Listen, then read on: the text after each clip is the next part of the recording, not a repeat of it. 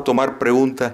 Si son muchos vamos a tener que hacer una fila. Si no, pues vamos a iniciar. Hay un micrófono allá. ¿Hay un micrófono allá? ¿Por dónde está el micrófono? Ah, mira, perfecto. Por favor, si pueden ir allá sería la forma más democrática, ya que estamos hablando de democracia.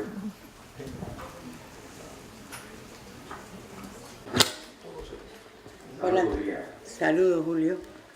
Un panel excelente, con la verdad en la mano, que es de la única manera que se puede hablar de esta situación. Estamos casi en un estado de sitio aquí en Miami. Es importantísimo, Zoe, que hayas hablado de la manera que has hablado y que hayas dicho ya un montón de veces, y nunca es suficiente, de que hay que defender al exilio. Hay que defender las instituciones que desde el exilio, en Miami en particular, por años se ha luchado para tener, sostener y desarrollar una credibilidad sobre lo que uno dice. Ojalá te citen todos los periódicos locales, empezando por el Herald. No sé quién, alguien le ha llamado el nuevo Granma. En vez del nuevo Herald, alguien está diciendo, bueno, el nuevo Granma. Porque en realidad estamos, y Julio y yo hemos hablado de esto muchísimo recientemente, no es nuevo, empezó hace tiempo, empezó con las universidades, empezó cuando el diálogo y los maceguitos y la brigada Venceremos y todo aquello, y los profesores, y que Cuba y el socialismo, y en Harvard y en cualquier lugar, si uno defendía la causa de los derechos humanos, si uno defendía la causa de una Cuba no comunista, de una Cuba democrática, uno era la escoria, uno era el apestado. ¿Y cuántos profesores no tuvieron que cuidar, optaron por cuidar su derecho a la permanencia, a lo que se le llama en las universidades americanas tenure, no pronunciándose sobre la realidad de Cuba para que nadie le pusiera bola negra cuando solicitaran el full professorship o la permanencia en una universidad? De esos casos hay montones y siguen habiendo cubanos en las academias, en las universidades, que siguen defendiendo y siguen escribiendo, siguen defendiendo la mal llamada Revolución Cubana. Empezó por allá. Una de las primeras víctimas, no víctimas porque se quitaron de arriba el problema, pero el Club San Carlos en Cayo Hueso fue el primer agredido. Cuba quiso eliminar el Club San Carlos y tomarlo de nuevo como si fuera el consulado, porque había sido en el siglo XIX el consulado de Cuba en la Florida.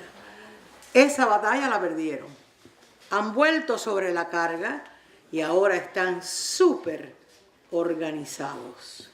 Volvieron sobre la carga con el museo que yo dirijo el año pasado, y por suerte no hubo que hacer el escándalo porque había muchos conflictos de intereses entre esa gente que quiso cambiar la misión de ese museo, el Museo Americano de la Diáspora Cubana, lo que se llamaba antes el Museo Cubano, y no pudieron.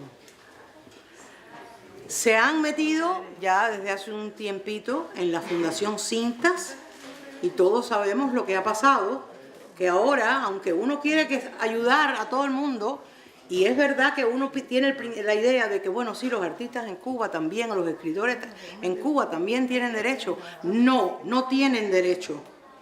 En primer lugar, el legado de Oscar Cintas fue para los artistas y escritores, no por razones políticas, sino porque estaban desarrollando sus carreras fuera de Cuba. Eso está clarísimo. Pero ahora le han dado la vuelta al asunto y ahora se van a otorgar becas, incluso con dineros de fundaciones privadas, además, a artistas y escritores que están viviendo dentro de Cuba.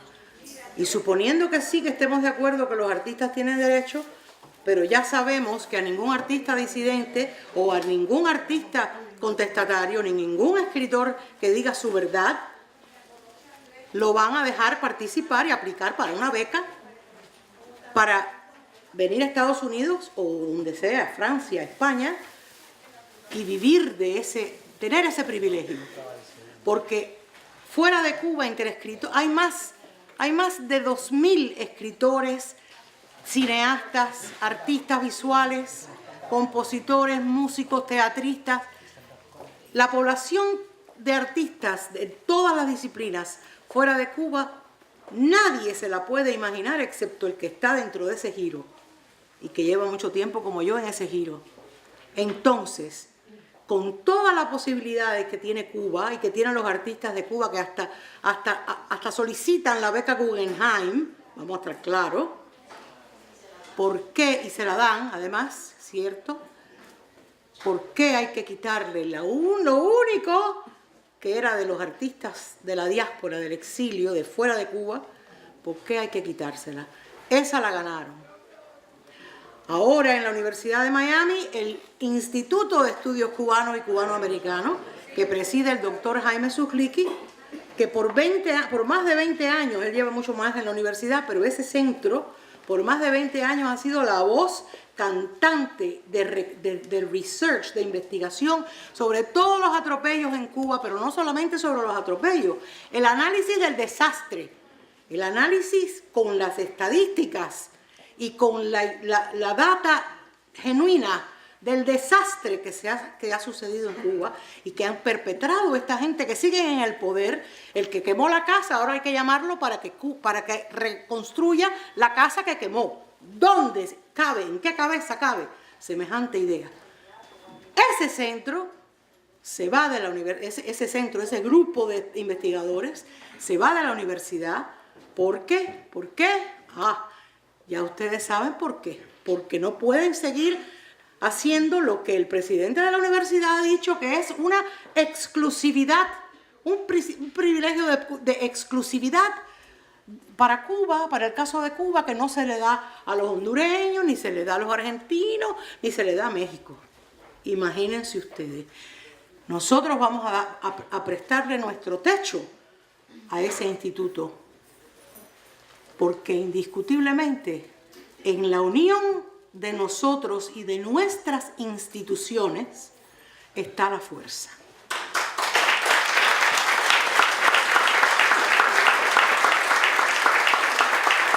Eso es lo que yo quería decir.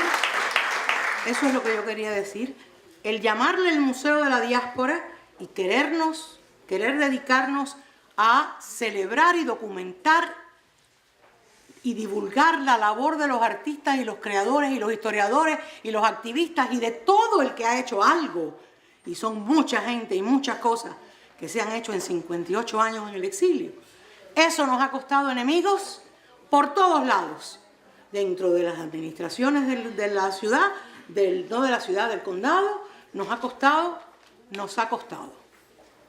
¿Por qué? Porque imagínate, no quieren aceptar los artistas de Cuba. Imagínate, si uno va a Cuba, mentira sobre mentira sobre mentira, y eso no es casual. Eso está hecho allá en La Habana. Y en efecto, hay que defender este exilio.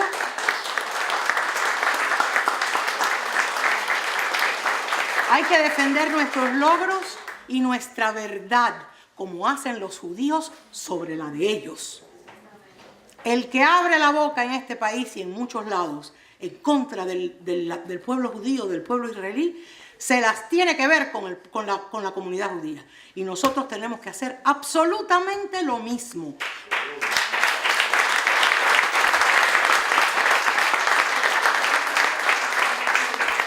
Porque en resumidas cuentas, como historiadores que somos, es nuestra obligación que la historia se recoja y se conserve y se enseñe en las escuelas y se sepa.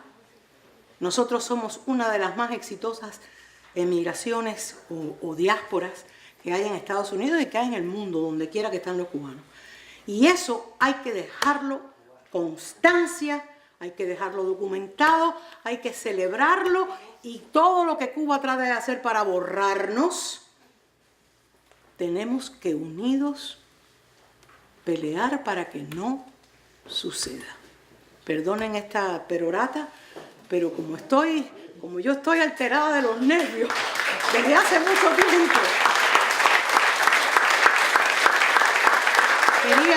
quería decir y empecé por ese punto, que lo que has dicho, Zoe, ojalá que lo recojan todos los periódicos locales, todos los periódicos del sur de la Florida, Diario de Cuba, en todo el mundo, que lo recojan. Bueno, que lo recojan, que lo digan, porque este exilio, nuestra verdad, está bajo una embestida muy organizada. Gracias. ¿Alguien tiene otra pregunta? A ver, tenemos una pregunta acá. Para que no tenga que ir hacia atrás, yo le voy a llevar el micrófono. Muchas gracias. Conozco tu verbo hace tiempo. Fui maestra por muchos años, después me he dedicado a muchas otras cosas, pero siempre ese sentimiento de conocer la mente de los niños, de los adolescentes, me ha apasionado. Y tiempos atrás, cuando todavía era más joven, pensaba, cuando llegue a Cuba me voy a dedicar a esa parte, a tratar de ayudar, de restablecer una mente sana, de conocimientos para esa juventud, esa niñez que lo necesita tanto. Y por esa razón me atrevo a hacerte una pregunta. En tu mente de persona muy joven, que sé que eras cuando despertaste, ¿qué crees tú que fue lo que te motivó, te movió a revirarte en contra de ese sistema tan horrible?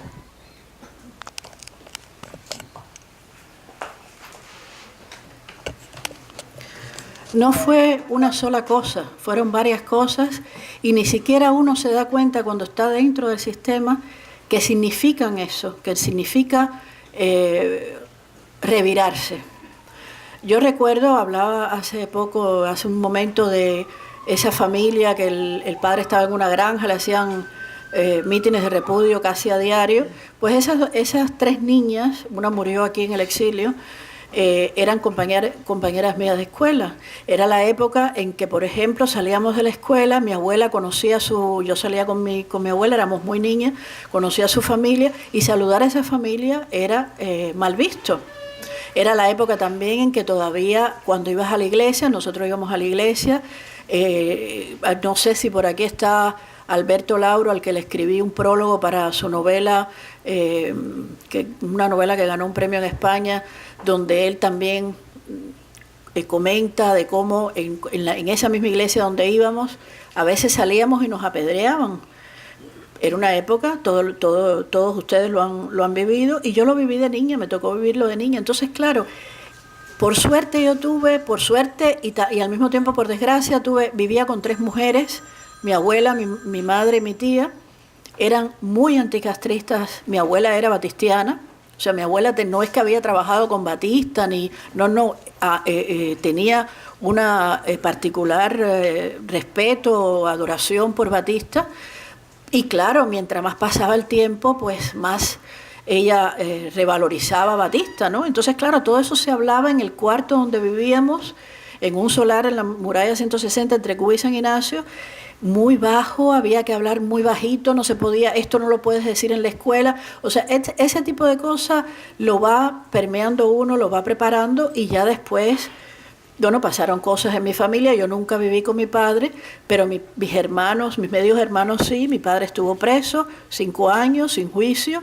Entonces, todo eso había que esconderlo. En la escuela no puedes decir, no se podía decir que el padre estaba preso. Mi madre y mi abuela todo el tiempo, no lo puedes decir, no puedes decir que eres católica. Cuando me fueron a poner la pañoleta de pionero, recuerdo que el director de la escuela era Jesús Escandelrey, de la Escuela Primaria República Democrática de Vietnam. Y este señor había sido muy amigo de Mella, era un hombre ya muy mayor, y había sido muy amigo de Julio Antonio Mella. Entonces nos separaron a los testigos de Jehová y a los católicos. Las maestras dijeron que no podíamos ser pioneros por esa razón, y el director de la escuela, que era un hombre comunista a la antigua, vino y dijo, bueno, pero esto no puede ser así, hay que preguntarles a ellos, como entre comillas, muy democráticamente, ¿no? Y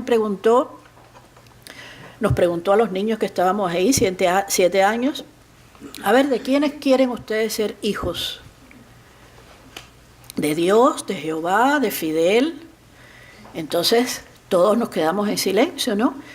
Y mi abuela, estaban los padres, mi madre trabajaba y mi abuela era la que siempre se tenía que sonar todas las reuniones de la escuela, porque mi madre no solo no tenía tiempo, además no soportaba ir a la escuela a oír la perorata de toda esta gente, ¿no? Entonces, mi abuela, que estaba detrás, me hizo una seña con los 2 dedos, y yo dije, de los 2.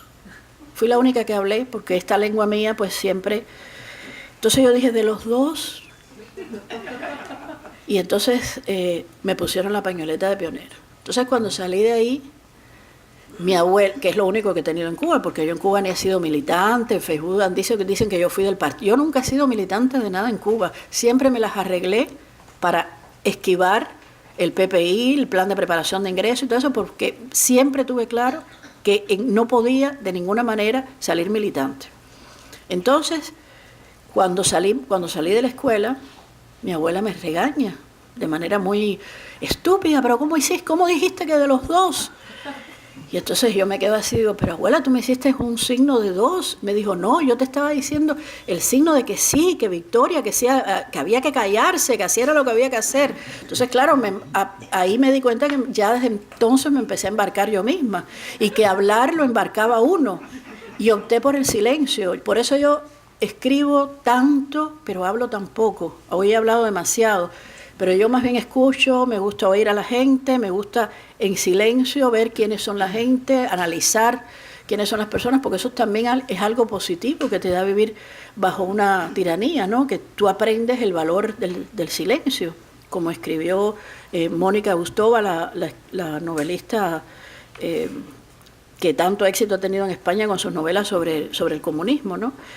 El valor del silencio es muy importante. Después, claro, ya de joven, de mayor, tomé conciencia, viví en un medio, en el ICAI, con Alfredo Guevara, con personajes de ese sistema, con los que dentro del régimen, como Guillermo Cabrera Infante también le sucedió, Raúl Rivero también, viviendo entre esa gente uno va observando. Escribí después un libro que se llama El hombre profundo, sobre este personaje, cómo estos comunistas en realidad lo que son es unos vividores, cómo se buscan amantes, esconden la homosexualidad porque no pueden, como decía uno de los personajes del hombre profundo, no se puede poner, no hay que poner bravo al jefe. El jefe era Fidel Castro, no se puede contrariar al jefe.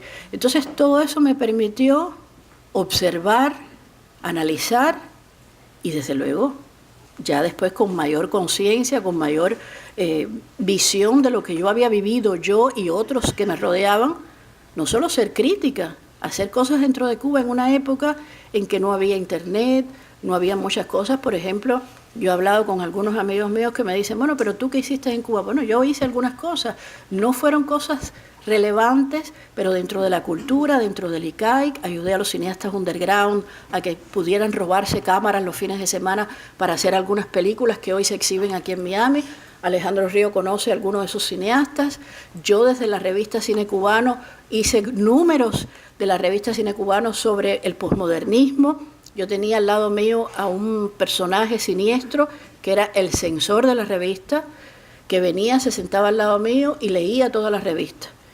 Y me decía, explícame qué cosa es esto del posmodernismo. Entonces yo tenía que explicarle a un estúpido censor, policía político, lo que era el posmodernismo. O sea, yo tenía que alfabetizar al censor que me iba a censurar la revista. Entonces todo esto a mí me permitió ver desde dentro lo que era, enfrentarme desde mi modesta posición a eso, sin que tuviera ningún tipo de relevancia, porque eso no cambió nada. Yo lo comprendí con 34 años. Yo nunca quise irme de Cuba. Yo decía, hay que cambiar las cosas dentro de Cuba y desde la cultura. Y con 34, no, con 33 años me dije, 34 salí de Cuba, pero con 33 años me dije, esto ya no, aquí no se cambia nada de la cultura.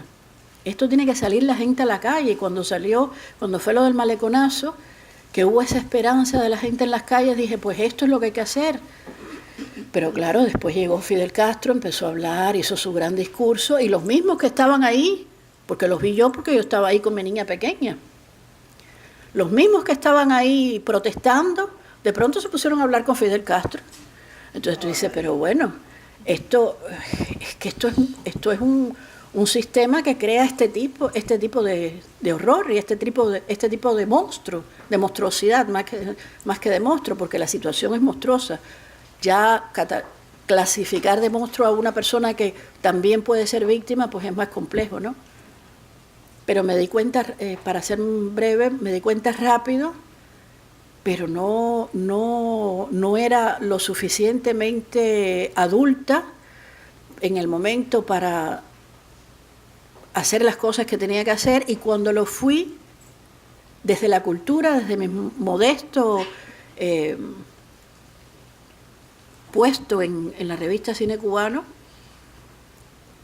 que por cierto no fue fácil que yo fuera jefa de redacción de la revista Cine Cubano, no solo por ser mujer, no, sino por mi posición también en los artículos que yo escribía dentro, en algunos periódicos de dentro de Cuba que se podía. La revista Control, por ejemplo, era una revista de diabéticos, y algunos que trabajábamos en la revista Control, Alejandro González Acosta, que ahora está en México, desde hace años exiliado, escribíamos unos artículos que decían, vamos a matar a los diabéticos, porque todas las cosas que se decían en esos artículos, algunos en doble sentido, con un mensaje oculto, pues no era para los diabéticos, era para que la gente que buscaba esa revista, porque era una revista en colores, esto y lo otro, pues también se enterara de algunas cosas que, sobre todo, que la juventud de esa generación de los 80 estaba haciendo de manera, yo diría que de manera valiente, no solo más que en la escritura, en el arte.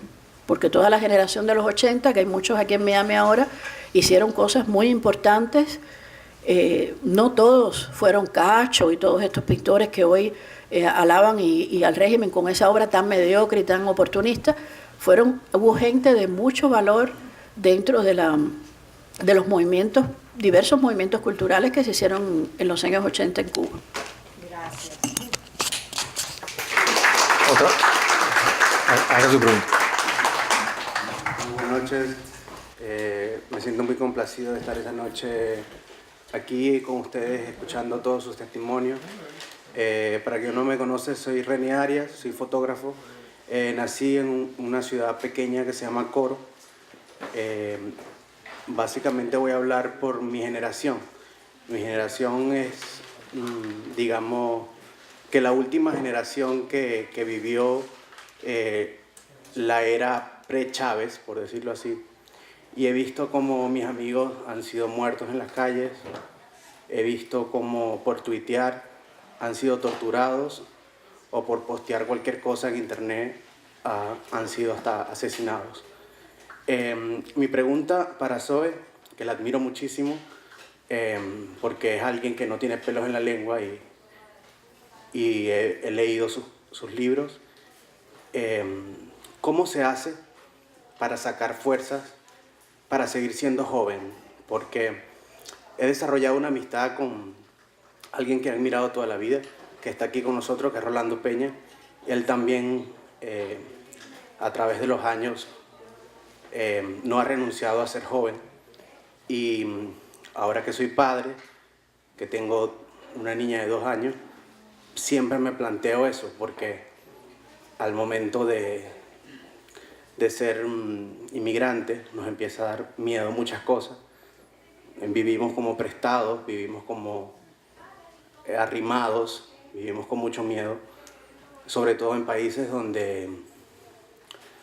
donde realmente cualquier latino con algo de autoestima ya para un blanco es ser arrogante. y mucho más difíciles para nosotros como artistas y figuras.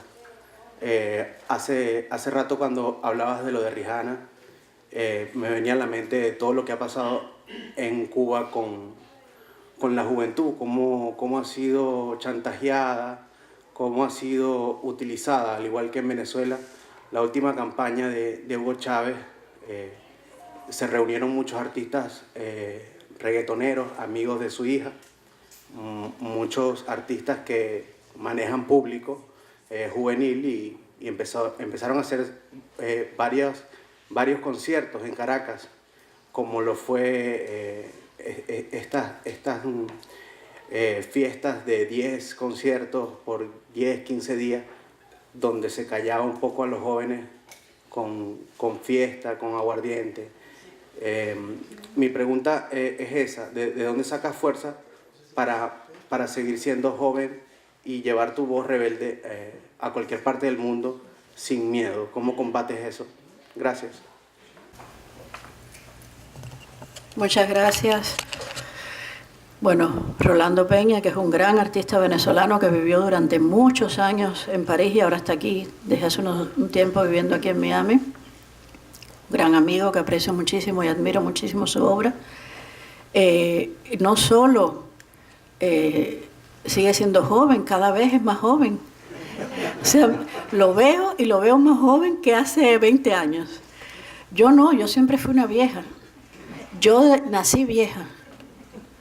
Yo éramos una familia, como dije, de 3 mujeres, un niño, mi primo y yo era la vieja de la casa, o sea, yo era la que me ocupaba de todo porque aquellas 3 mujeres enloquecidas necesitaban, lo primero que hicieron, por ejemplo, imagínate, en plena infancia mía y de mi primo, es que pusieron la figura del chino de la charada en la puerta.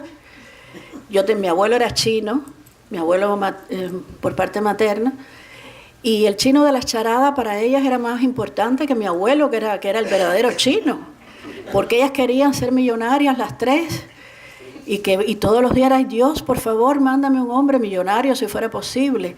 Entonces, en esa locura de esas 3 mujeres, que en su locura estaban muy claras, la viejita que organizaba todo más o menos era yo, o el hombre de la casa, la que tenía que ocuparse un poco.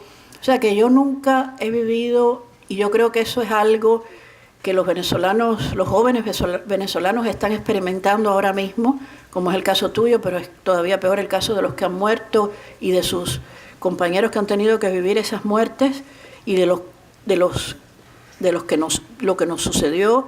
Lo que sucedió con Boitel en Cuba, lo que sucedió con tantos cubanos jóvenes que murieron también en Cuba, lo que sucede en esos regímenes, y claro, en el caso de Venezuela todavía hay alguna esperanza, pero ya en el caso de Cuba, yo lo siento porque sé que mis compañeros de mesa no van a estar de acuerdo, pero yo ya creo que la juventud cubana nunca ha vivido por generaciones, nunca ha vivido una juventud real, natural, de poder hacer lo que hace la juventud.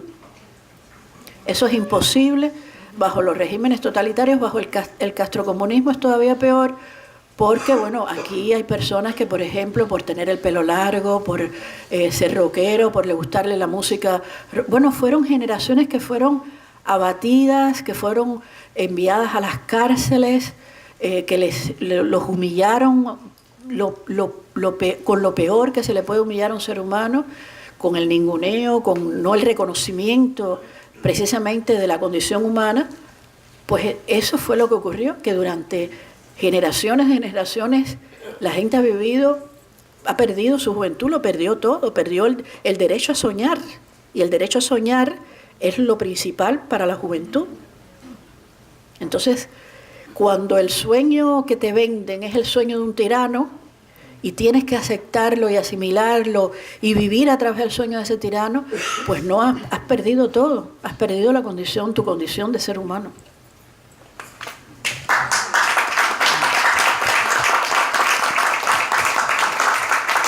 ¿Alguien más tiene otra pregunta? Bueno, yo le quiero dar las gracias a...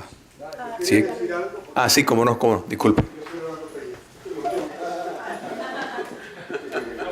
Déjame presentarme primero. Como que mi amigo, mi colega me retó. Esto es un reto. Epa. ¿Cómo estás tú? Gran amigo, artista cubano. Te quiero mucho. Buenas noches. Primero que nada, soy... I love you. Je t'aime, mon amour.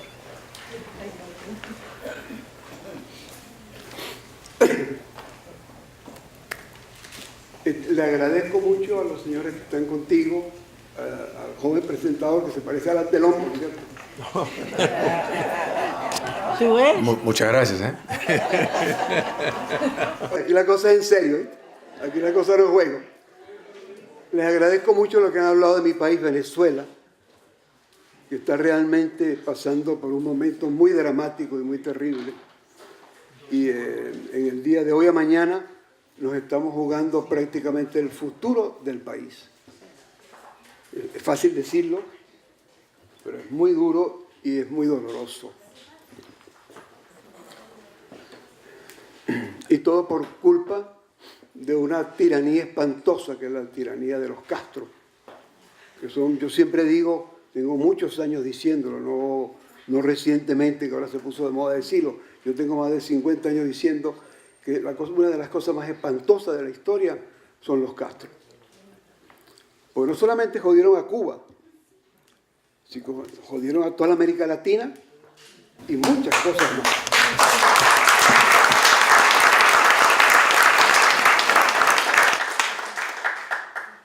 Y Venezuela, ese paisito lindo, bonito, petrolero, estaba muy bien hasta que apareció un hijo de puta,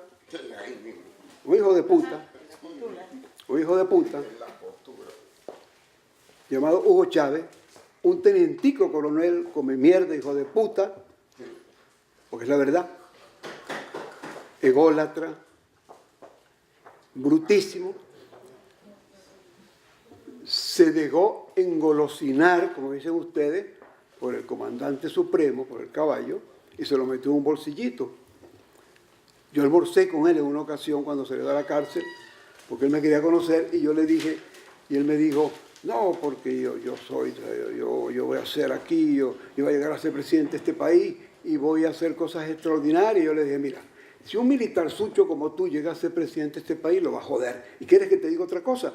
A ti te va a agarrar Fidel Castro, que a ti tanto te parece que las piernitas te tiemblan cuando hablas de él, cuando oyes hablar de él, y te va a meter en el bolsillo más chiquito de su pantalón y te va a volver mierda. Y fue lo que sucedió, desgraciadamente. Entonces, bueno, yo les agradezco mucho a ustedes que esa generosidad compartida, esa solidaridad. Y bueno, aquí estamos. Y le quiero contestar a mi amigo, que no sé dónde se me metió, que para mantenerse joven, yo cumplo 76 años en octubre, para mantenerse joven hay que tener fe, coraje, creer en uno, creer en los demás y compartir, hombre, y ser generoso, coño, porque el arte es un problema de generosidad. Si no entendemos que el arte es un problema de generosidad, vamos a meternos a otra cosa, vamos a meternos a, qué sé yo, no sé, dentista puede ser. Muchísimas gracias, buenas noches.